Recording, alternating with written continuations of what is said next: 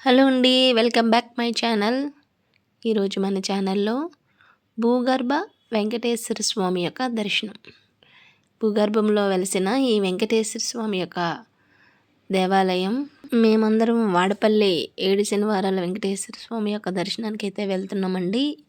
అలా స్వామివారి దర్శనం చేసుకుని తర్వాత సామర్లకోట వాడపల్లి మధ్య ఈ లైన్‌లో మేము ఎల్లపల్లి అనే ఒక గ్రామంలో 108 శివలింగాల గుడి ఉంది.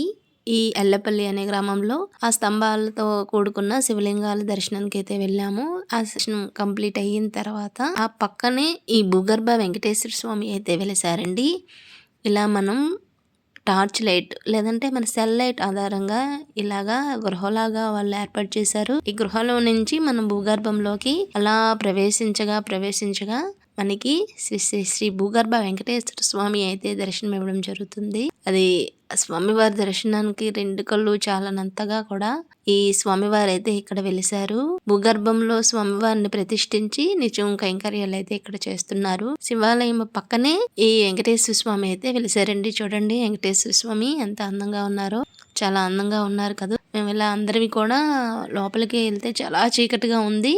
కానీ మేము సెల్ లైట్స్ అవి వేసుకొని లోపలికి వెళ్ళి స్వామివారిని చూసామంటే తన్మయం అయ్యామండి. చాలా బాగున్నారు స్వామి. భూగర్భ వెంకటేశ్వర స్వామి.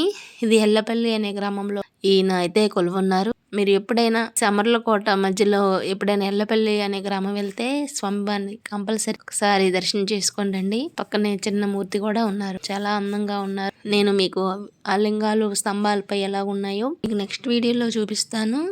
బై ద వే ఇలా లోపలికి ప్రవేశించాక మళ్ళీ వెనకైతే రాకూడదు. ఈ స్వామివారిని చూసినాక ముందుకే వెళ్ళాలి కానీ వెనకైతే రా. ఈ స్వామివారి దర్శనం మీకు ఎలా అనిపించిందో please comment and like and video నచ్చితే ప్లీజ్ లైక్ చేయండి. అలాగే మీ ఫ్రెండ్స్ అండ్ ఫ్యామిలీ మెంబర్కి షేర్ కూడా చేయండి. Thank you for watching.